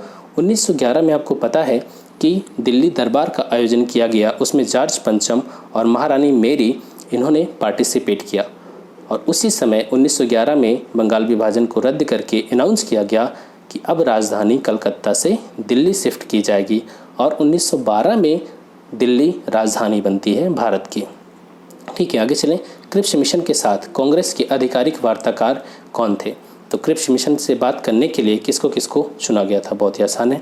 तो यहाँ पर जवाहरलाल नेहरू और मौलाना अबुल कलाम आज़ाद को चुना गया था। ठीक है, क्रिप्स मिशन से बात करने के लिए, क्योंकि वो दौर है जब सेकेंड वर्ल्ड वार चल रहा है और भारत जो ब्रिटेन है, ब्रिटेन का सहयोग नहीं कर रहा। फर्स्ट वर्ल्ड वार में तो सहयोग किया था, और जापान इस समय ब्रिटेन के नाक में दम कर रखा है, तो मजबूरी थी ब्रिटेन की कि हम भारतीयों का सहयोग लें। इसलिए उन्होंने एक क्रिप्स मिशन भेजा क्रिप्स के नेतृत्व में, और इससे बात करने के लिए जवाहरलाल नेहरू और मौलाना अबुल कलाम आज़ाद को चुना गया। आगे चलते हैं। यहाँ पर आपको बताना है कि निम्न में से कौन सही सुमेलित नहीं है? Unhappy India Bal Gangadhar Tilak, Durgesh Nandini Bankim Chandra Chatterjee, India wins freedom Abul Kalam Azad, a nation in the making Surendranath Banerjee. तो यहाँ पर जो अनहैप्पी इंडिया देख रहे हैं, इसके लेखक बाल गंगाधर तिलक नहीं है, बल्कि इसके लेखक हैं लाला लाजपत राय, और बाल गंगाधर तिलक ने मराठा और केसरी इसका संपादन किया था। इसके अलावा इन्होंने गीता रहस्य नामक पुस्तक भी लिखी। आगे चले। अष्टाध्यायी किसने लिखा? तो बहुत ही आसान है, पाणिनि ने लिखा। किस भारतीय नेता ने खिलाफत आंदोलन का समर्थन नहीं किया? खिलाफत आंदोलन जब शुरुआत हुई असहयोग आंदोलन के साथ, तो इसके समर्थन में कुछ लोगों ने गांधी जी की भी, इसके विरोध में कुछ लोगों ने गांधी जी की भी आलोचना किया था, जैसे कि मदन मोहन मालवीय। कुछ लोगों ने कहा कि आपको धर्म के मुद्दे को कांग्रेस के मंच से नहीं उठाना चाहिए। ठीक है, क्योंकि यहीं से सांप्रदायिकता का भी उदय होता है भारत में। हालांकि स्वदेशी आंदोलन में भी सांप्रदायिकता के तत्व मिले थे, लेकिन यहाँ से भी सांप्रदायिकता के लक्षण आ जाते हैं। आगे चलते हैं। महात्मा गांधी के जीवनीकार लुई फिशर किससे संबंधित थे? तो भारत छोड़ो आंदोलन में लुई फिशर ने काफ़ी गांधी जी के साथ में थी। ठीक है, आगे चलते हैं। मध्यकालीन भारत में शिवाजी के शासनकाल में दबीर नामक अधिकारी का कार्य क्या था? तो जो दबीर नामक अधिकारी है वो मुख्यतः खुफिया या जासूसी गतिविधियों का प्रभारी हुआ करता था। चलिए आगे चलते हैं। भारत से भाग गए और 1947 तक गदर पार्टी, ये गनर मिसप्रिंट हो गया, गदर पार्टी के साथ कार्य करते रहे। उन्होंने पेशवा नामक अखबार की भी शुरुआत की। ये सारी बातें किसके बारे में बताई जा रही? ये सारी बातें हैं सरदार अजीत सिंह। ये जो भगत सिंह हैं उनके चाचा थे, और इनका जन्म 1881 में हुआ था। 1947 में इनकी मृत्यु हुई। 1918 में, यहाँ पर देख लें, गदर पार्टी से जुड़े 1947 तक ये कार्य करते रहे। ब्रिटिश शासन के दौरान निम्न में से कौन 1921 में मंत्री बनने वाले पहले भारतीय थे? तो कौन थे? सुरेंद्रनाथ बनर्जी। अमीर जमींदारों के द्वारा भूमिहीन कामगारों को जमीन उपहार में देने की भूदान योजना किसके द्वारा प्रारंभ करवाई? बहुत ही आसान है, तो ये आचार्य विनोबा भावे के द्वारा। क्योंकि आज़ादी के बाद आप देखेंगे तो एक तरफ बड़े बड़े जमींदार हैं, एक तरफ वो लोग हैं जो भूमिहीन हैं, जिनके पास कोई भूमि नहीं। तो विनोबा भावे ने एक आंदोलन चलाया, भूदान योजना, जिसमें लोगों से कहा गया, जमींदारों से कहा गया कि आप कुछ ज़मीनें इन गरीबों को दे दीजिए। ठीक है, तो यहाँ पर देखें तो आंध्र प्रदेश के पोचमपल्ली, तब यहाँ पर जो तेलंगाना हुआ करता था वो आंध्र का हिस्सा हुआ करता था, लेकिन आज जो है वो तेलंगाना माना जाएगा। ठीक है, तो पोचमपल्ली गांव से इस आंदोलन का शुरुआत हुआ था। आगे चलते हैं। गौतम बुद्ध की माता माया किस शासक परिवार से संबंधित थी? तो बहुत ही आसान है, कपिलवस्तु से संबंधित थी। ठीक है, और ये इनकी जो माता थी वो यहाँ पर देख सकते हैं, इनके पिता शुद्धोधन साक्यगढ़ के मुखिया थे, और इनकी माता यहाँ पर देखें जो माया देवी थी वो कपिलवस्तु की राजकुमारी थी। मद्रास विश्वविद्यालय के साथ बम्बई विश्वविद्यालय और कलकत्ता विश्वविद्यालय की स्थापना 1857 में किस रिपोर्ट की सिफारिश पर की गई? तो चार्ल्स वुड डिस्पैच कब आया था? 1854 में। इसी में कहा गया था कि लंदन विश्वविद्यालय की तर्ज पर 3 विश्वविद्यालय प्रेसिडेंसियों में स्थापित किए जाएंगे, कलकत्ता, बम्बई और मद्रास में। तो 1857 में विश्वविद्यालयों की स्थापना होती है। मोहम्मडन एंग्लो ओरिएंटल कॉलेज, जो बाद में अलीगढ़ मुस्लिम विश्वविद्यालय के रूप में प्रसिद्ध हुआ, की स्थापना किसने किया था? बहुत ही आसान है, सर सैयद अहमद खान ने इसकी स्थापना किया था। ठीक है, यहाँ पर आप देख सकते हैं 1920 में इसकी स्थापना की गई थी और 1921 में इसे सेंट्रल यूनिवर्सिटी का दर्जा दे दिया गया था। दीन ए इलाही किसके द्वारा चलाया गया एक धार्मिक आंदोलन था? बहुत ही जाना माना क्वेश्चन है। अकबर के द्वारा इसकी शुरुआत 1582 में की गई थी। ये कोई नया धर्म नहीं था, बल्कि इसमें सभी धर्मों का निचोड़ शामिल किया गया था। ठीक है, चलिए, और इसीलिए अकबर ने सुलह ए कुल की नीति अपनाई, अर्थात सभी धर्मों के साथ सम्मान की भावना रखनी चाहिए। नेक्स्ट क्वेश्चन, 1929 में भारतीय राष्ट्रीय कांग्रेस के लाहौर सत्र के दौरान किस दिन विशेष को पूर्ण स्वराज के रूप में मनाने का निर्णय लिया गया?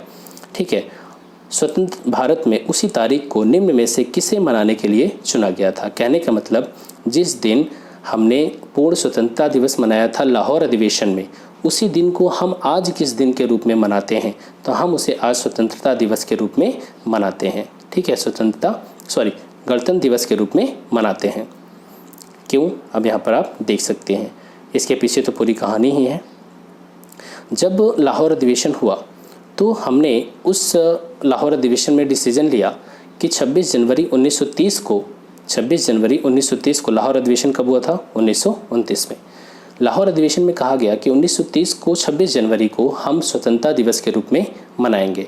चूँकि भारत स्वतंत्र हो गया 15 अगस्त 1947 को, तो 15 अगस्त को हमने स्वतंत्रता दिवस मना लिया और अपना संविधान 26 जनवरी 1950 को पूरी तरीके से लागू करके हमने इस दिन को याद रखने के लिए 26 जनवरी 1950 को अपना संविधान लागू किया और 26 जनवरी को हमने गणतंत्र दिवस के रूप में मनाना शुरू किया, ताकि जो लाहौर अधिवेशन में इतनी महत्वपूर्ण घोषणा हुई थी उसे याद रखा जा सके।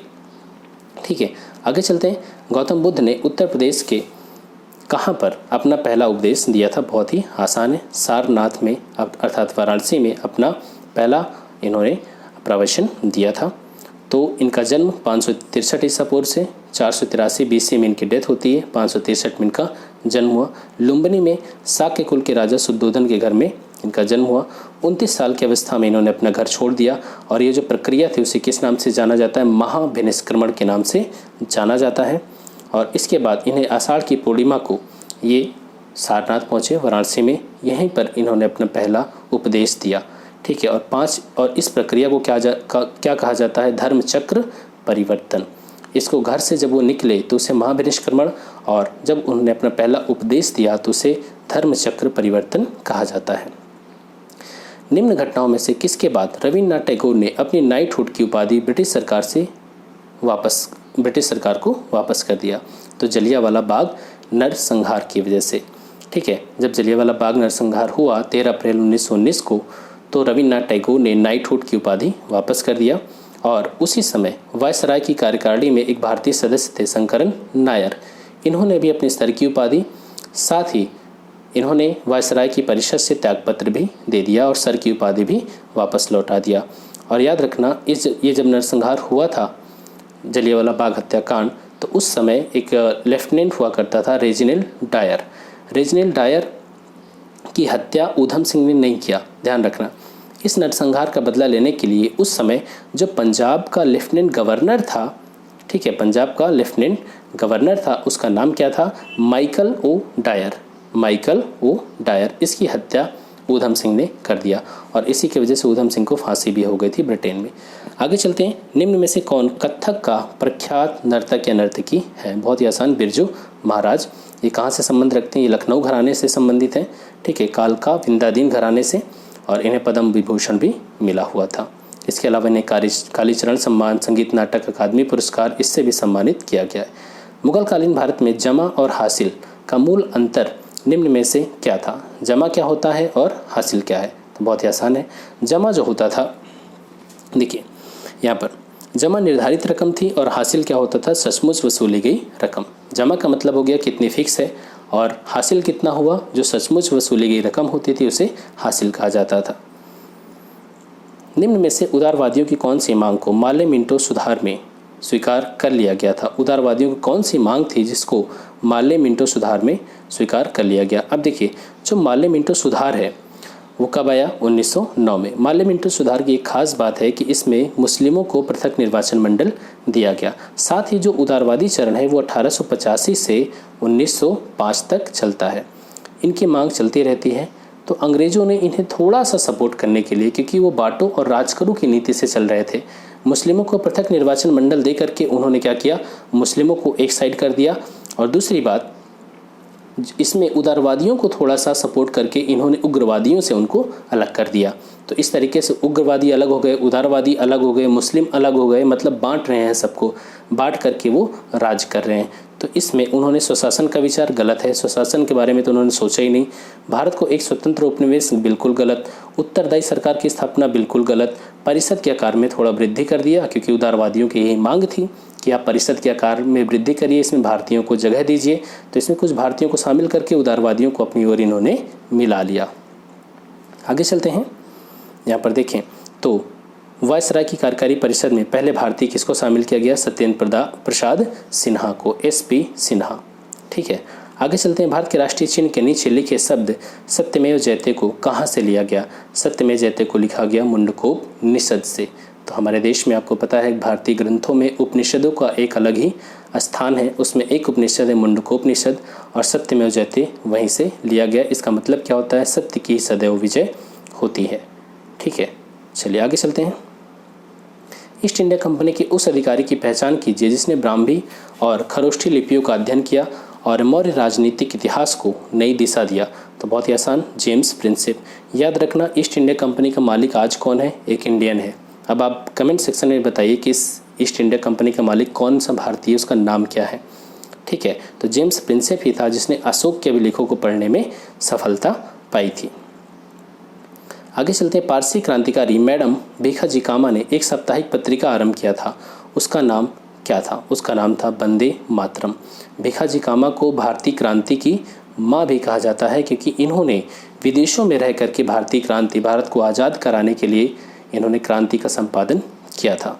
ठीक है, तो वंदे मातरम का संपादन किसने किया, साप्ताहिक पत्रिका थी मैडम भीखाजी कामा। और ख़ास बात क्या है कि इन्होंने अंतर्राष्ट्रीय कांग्रेस की बैठक में तिरंगा फहराने के लिए भी ये सुविख्यात हैं। ठीक है, इन्हें भारतीय क्रांति की माँ भी कहा जाता है। यहाँ पर आपको मैच करवाना है। नाना साहब कहाँ से हैं, कुंवर सिंह शाहमल गुन्नू, अर्थात जब 1857 का विद्रोह हुआ तो यहाँ पर जगह का नाम है और नेतृत्व करता, तो कुंवर सिंह बिहार से हो गए, नाना साहब कानपुर, शाहमल उत्तर प्रदेश, गुन्नू छोटा नागपुर।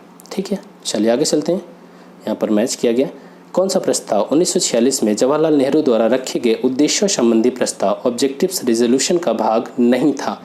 आपको पता होना चाहिए कि जो हमारा प्रस्तावना है भारतीय संविधान का या उद्देशिका है, इसी उद्देश्य प्रस्ताव से आया था, जो कि किसके द्वारा तैयार किया गया था, जवाहरलाल नेहरू। उसमें भी बहुत सारी बातें लिखी थी। आइए आपको बताना है कि कौन सा इसमें भाग नहीं था। भारत के सभी लोगों को कानून के सम्मुख समानता प्रदान की जाएगी, बिल्कुल सही है।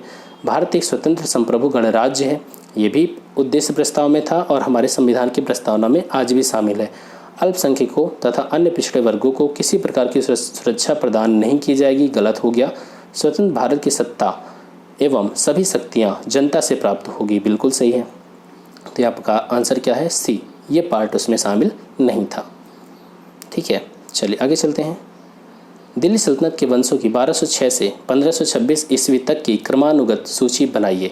दिल्ली सल्तनत में आपको वंशों का क्रम बताना है, बहुत ही आसान है। आपने कोई ट्रिक भी बना रखी होगी ज़रूरी, ठीक है, आपको याद भी होगा ये। तो पहले मामलुक वंश है, इसी को गुलाम वंश कहा जाता है, फिर खिलजी वंश, फिर तुगलक वंश, फिर सैयद वंश, फिर लोधी वंश। ये हो गया दिल्ली सल्तनत। दिल्ली सल्तनत के बाद बाबर और इब्राहिम लोदी का युद्ध होता है 1526 में, और 1526 के बाद किसकी स्थापना होती है, मुगल वंश की स्थापना होती है। तो यहाँ पर गुलाम वंश, खिलजी वंश, तुगलक वंश, सैयद वंश, लोधी वंश। आप कमेंट में बताओ कि आपने कौन कौन सी ट्रिक बना रखी है इसको याद करने के लिए। मुझे तो याद है कि गुल, खिला, तू, सैयद, लोधी, ऐसे मैंने याद कर रखा है। अब आपने पता नहीं कैसे याद किया है, कमेंट सेक्शन में ज़रूर बताना। आगे चलते हैं। भारत में 18वीं शताब्दी के दौरान यूरोपीय कंपनियों के द्वारा स्थापित निम्न आधार स्थानों का मिलान कीजिए। ठीक है, यहाँ पर यूरोपीय कंपनियाँ हैं और कहाँ कहाँ इन लोगों ने अपनी फैक्ट्री लगाई उसके बारे में है। तो बहुत ही आसान है। देखिए यहाँ पर आपको पता है कि गोवा पर किसका अधिकार था, पुर्तगालियों का, तो ये मैच हो गया। फ्रांसीसियों का अधिकार किस पर था, तो पुदुचेरी पर फ्रांसीसियों का अधिकार था। ठीक है, अंग्रेज आए तो मद्रास में, डच आए मछलीपट्टनम, बहुत ही आसान है। ठीक है, यहाँ देख सकते हैं यहाँ पूरा मिला हुआ है। महात्मा गांधी अपना राजनीतिक गुरु किसे मानते थे, तो महादेव गोपाल कृष्ण गोखले को यहाँ पर महात्मा गांधी अपना राजनीतिक गुरु मानते थे। ठीक है, आप इनके बारे में थोड़ा पढ़ सकते हैं। चलिए आगे चलते हैं। 1935 का नया अधिनियम हम पर थोपा गया है। वह बाहर से तो कुछ लोकतांत्रिक दिखाई देता है लेकिन अंदर से बिल्कुल खोखला है। यह बात किसने कही, तो यह बात कही जवाहरलाल नेहरू ने।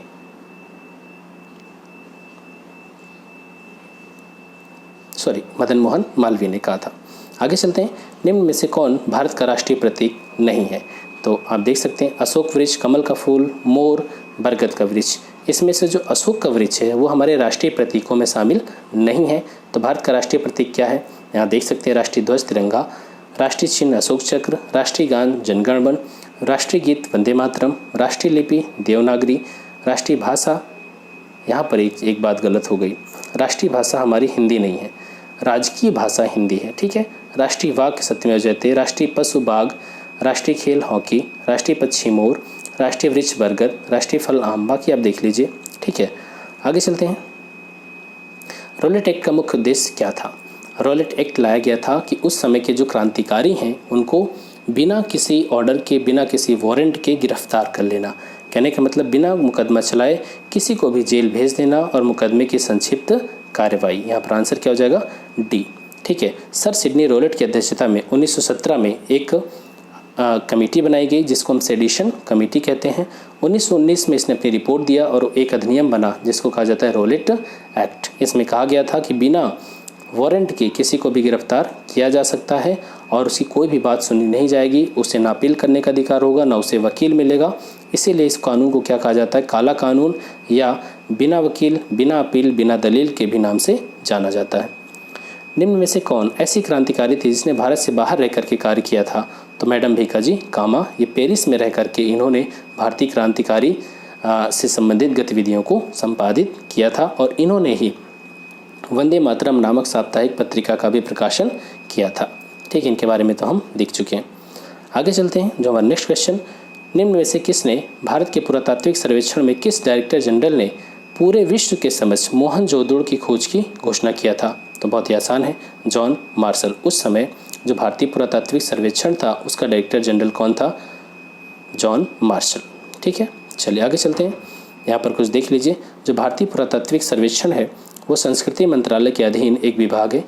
सर्वप्रथम 1861 में अलेक्जेंडर कनिंघम को पुरातत्व सर्वेक्षक के रूप में नियुक्त किया गया था। कर्जन के समय 1902 में, कर्जन का टाइम कब से कब तक है, 1899 से 1905, तो 1902 में इसे भारतीय पुरातत्व सर्वेक्षण के रूप में केंद्रीकृत करके जॉन मार्शल को इसका पहला महानिदेशक बनाया गया था और इसी ने मोहनजोदड़ो की खोज की घोषणा किया था। मोहनजोदड़ो की खोज 1922 में किसने किया, राखलदास बनर्जी ने किया था। आगे चलते हैं। भारत में खिलाफत आंदोलन क्यों हुआ था, क्योंकि भारतीय मुसलमान तुर्की साम्राज्य के विरुद्ध भेदभावपूर्ण ब्रिटिश नीति से असंतुष्ट थे। क्योंकि उस समय जो तुर्की का खलीफा था उससे दुनिया के हर मुसलमान खलीफा से अपने आप को जोड़ते थे, मतलब उसके प्रति एक लगाव की भावना थी। और जब उन लोगों ने, ब्रिटिश ने खलीफा का पद खत्म कर दिया, तुर्की का विभाजन कर दिया, तो भारतीय मुसलमान नाराज हो गए और इसीलिए भारत में खिलाफत आंदोलन की शुरुआत हुई। ठीक है, आगे चलते हैं। निम्न में से किस एक का संबंध गदर पार्टी से नहीं था, ऊधम सिंह, करतार सिंह सराभा, लाला हरदयाल, रास बिहारी बोस, सबका संबंध गदर पार्टी से था, ऊधम सिंह को छोड़ करके। ऊधम सिंह, हमने बताया था आपको कि पंजाब के जो लेफ्टिनेंट गवर्नर माइकल ओडायर थे उनको इन्होंने मार दिया था ऊधम सिंह ने और इसकी वजह से इनको फांसी हो गई थी। चलिए आगे चलते हैं। अमृतसर के जलियांवाला बाग के नरसंहार के अप्रत्यक्ष रूप से दोषी पंजाब के लेफ्टिनेंट गवर्नर को किसने मारा था, अभी अभी हमने देखा ऊधम सिंह ने मारा था। ठीक है, चलिए आगे चलते हैं। यहाँ पर जलियांवाला बाग के बारे में है, एक ही रास्ता था उसमें से निकलने का।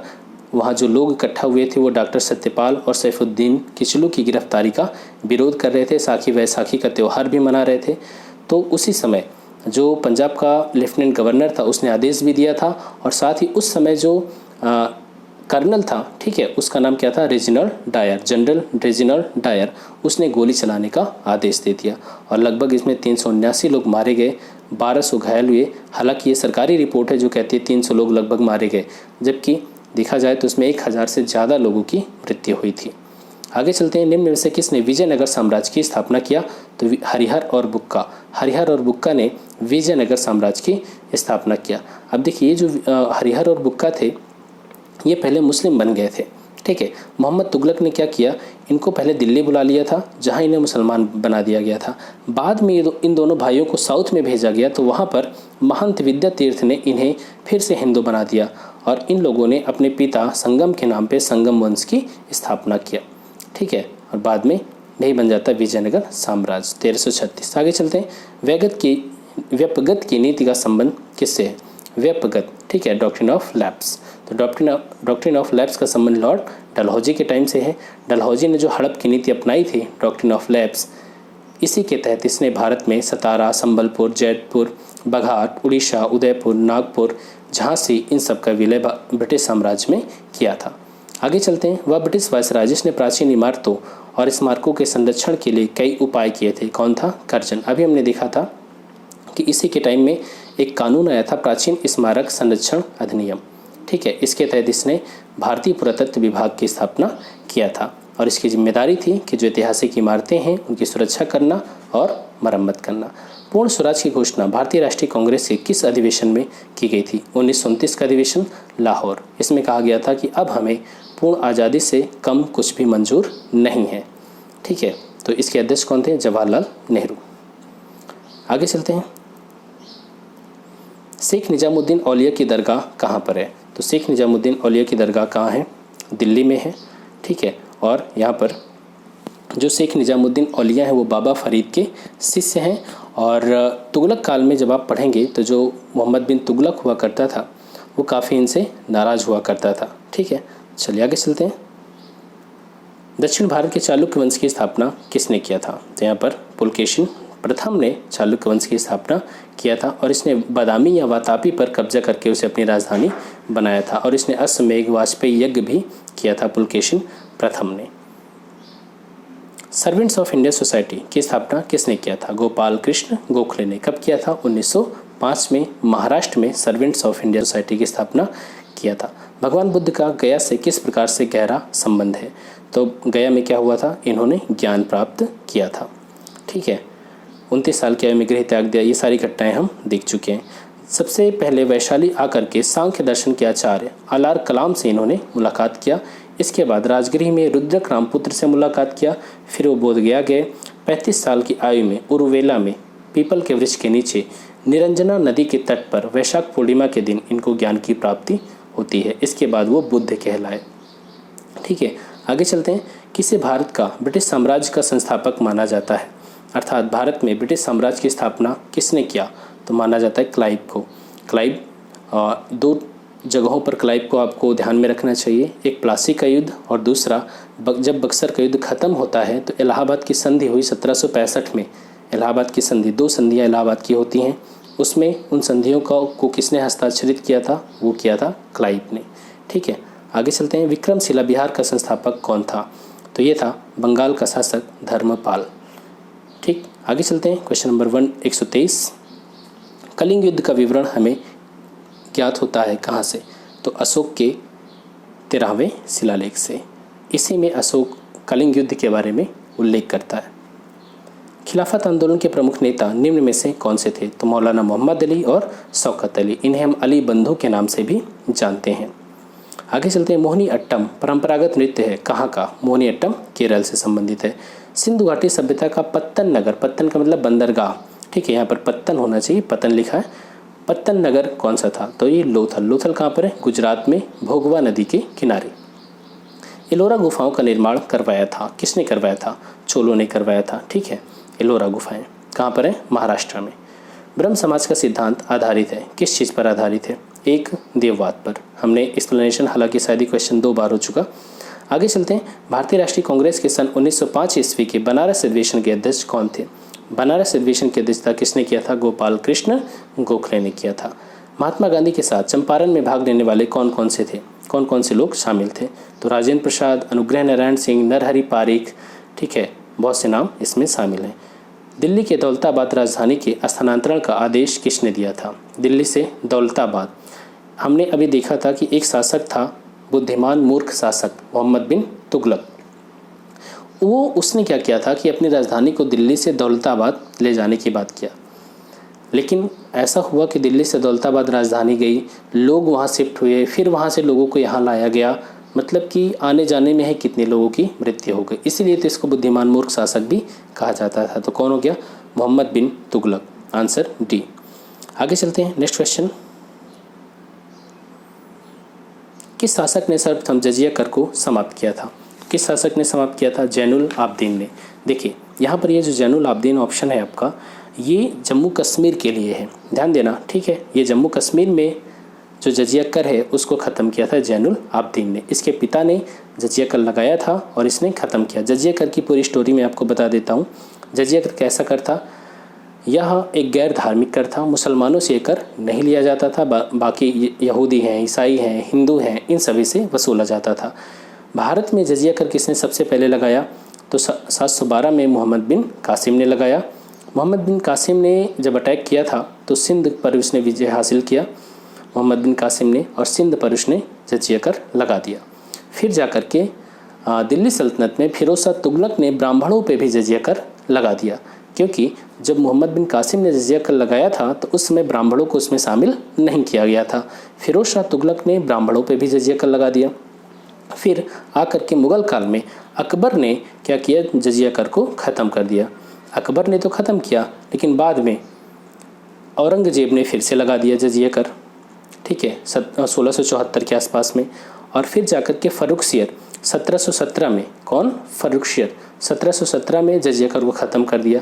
लेकिन फिर उसे 1713 में उसने ख़त्म किया और 1717 में वापस फिर से जजिया कर फ़र्रुखसियर ने लगा दिया। अब लास्ट में मोहम्मद शाह, जो 1719 से 1748 तक शासन करता है, मोहम्मद शाह ने जजिया कर को ख़त्म कर दिया पूरी तरीके से, ठीक है। आगे चलते हैं। भगत सिंह को उसके 2 साथियों के साथ 23 मार्च 1931 को फांसी दी गई थी। वे 2 साथी कौन थे? भगत सिंह, सुखदेव और राजगुरु। इनको फांसी क्यों दे दी गई थी? तो सांडर्स हत्याकांड में। याद रखना, विधानसभा में बम फोड़ने के लिए इन्हें फांसी नहीं दी गई थी, सांडर्स हत्याकांड में इन्हें फांसी दी गई थी, क्योंकि लाला लाजपत राय की मृत्यु में सांडर्स की भूमिका थी। तो इन लोगों ने सांडर्स को जिम्मेदार मानते हुए सांडर्स को गोली मार दिया था। भगत सिंह को, ठीक है, ये हो गया सुखदेव और राजगुरु।